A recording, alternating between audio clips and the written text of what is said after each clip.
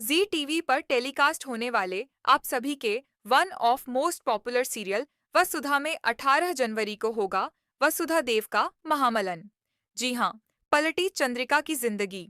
वो कहते हैं ना कि यहाँ पर हर एक इंसान का बुरा वक्त और हर एक इंसान का अच्छा वक्त दोनों आता है, लेकिन भगवान के घर में देर है, अंधेर नहीं। यानी कि देर भले हो सकती है अच्छी चीज होने में, लेकिन इसका यह मतलब नहीं कि भगवान के घर में अंधेरी ही है। यानी कि आपकी जिंदगी में कुछ कभी उजाला ही नहीं होगा, और ऐसा ही कुछ वसुधा की जिंदगी में हो रहा है। जहां वसुधा के फैंस बार बार वसुधा को मुसीबतों में देखकर मेकर से यही सवाल करते हुए नजर आ रहे हैं कि कब होगी यहाँ पर चेंजेस। इसी बीच अब शोकेस सेट से वसुधा और देव की नई तस्वीर सामने आ चुकी है, जहां देव और वसुधा एक दूसरे को गले लगाए हुए हैं, और कहा जा रहा है कि यहाँ पर वसुधा और देव के इस महामिलन के पीछे अविनाश और साथ ही साथ हनुमंत का सबसे बड़ा हाथ है। और साथ ही साथ प्रभात का प्रभात देव और वसुधा की शादी के बाद से ही यहाँ पर चंद्रिका को यह एहसास दिलाने की कोशिश की कि देव ने वसुधा से शादी कर ली है।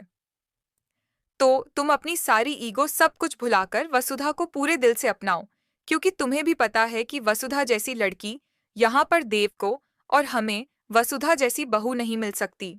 वह बहुत अच्छी है, वो हमारे देव का और हमारी सब चीजों का अच्छे से ख्याल रखेगी। लेकिन यहाँ पर ऊंच नीच के जाल में फंसी हुई चंद्रिका देव के आगे वसुधा को इतना नीचे गिरा देती है प्रॉपर्टी पेपर लेकर, कि अब यहाँ पर हनुमंत और अविनाश उस असली प्रॉपर्टी पेपर को लेकर आएंगे जो यहाँ पर उस दिन दिखाया गया था, और वह प्रॉपर्टी पेपर नकली थे। और यहाँ पर जो है चंद्रिका ने वसुधा को सिर्फ और सिर्फ फंसाया था। उस पर साइन करवाकर उस प्रॉपर्टी पेपर से कुछ भी नहीं होता, यानी कि देव की प्रॉपर्टी वसुधा को नहीं मिलती। वसुधा चंद्रिका के बनाए जाल में फंसकर चंद्रिका का घर छोड़कर चली गई थी, लेकिन अब वसुधा यहाँ पर जो है एक्सपोज करती हुई चंद्रिका को नजर आएंगी हनुमंत और अविनाश की मदद से। ऐसे में अब आगे क्या होगा वह सब देखना आप लोग शो में मिस मत करिएगा, देखना। हाँ।